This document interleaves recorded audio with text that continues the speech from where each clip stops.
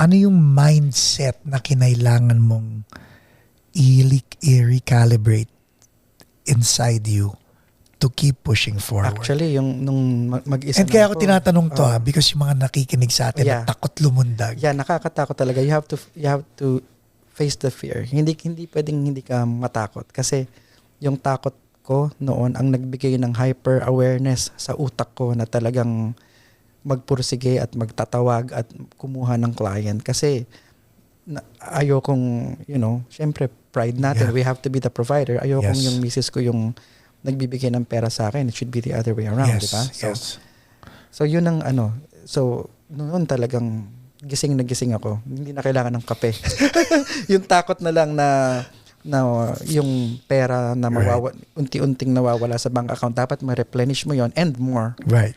So and just I took the leap of faith and then I faced the fear, I endured it. Kasi naman ang courage is not the absence of fear, kundi yung may fear ka pa din, pero tuloy-tuloy ka pa rin. Yes. You keep moving despite it.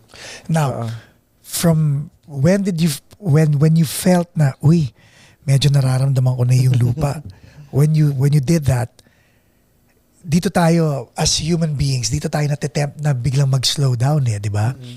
How did you fight the temptation to slow down? To slow down, actually, Or did you slow down? may mga times na nangyayari, pero ang nangyari, tuwing mag-slow down ako, nagkakaroon ng problema.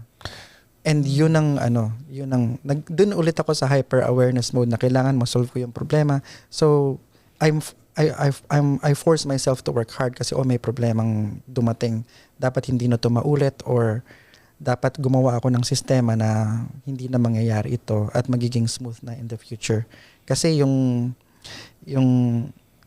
sting nung problemang yon parang umuulit sa utak mo So ayaw mo na maramdaman Ayaw ulit mo yun? nang maramdaman ulit yun. So talagang pag-aware ka na may mangyayaring ganon, pagka nag-slow down ka, parang ayaw mo na mag-slow down.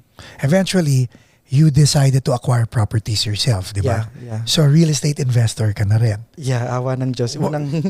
Parang parang hindi ako makapaniwala. No, pareho na pala kami ni Trump. Oh! Di ba?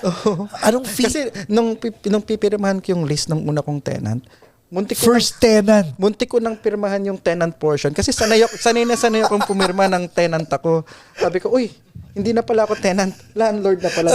Doon ako sa kabila pipirma.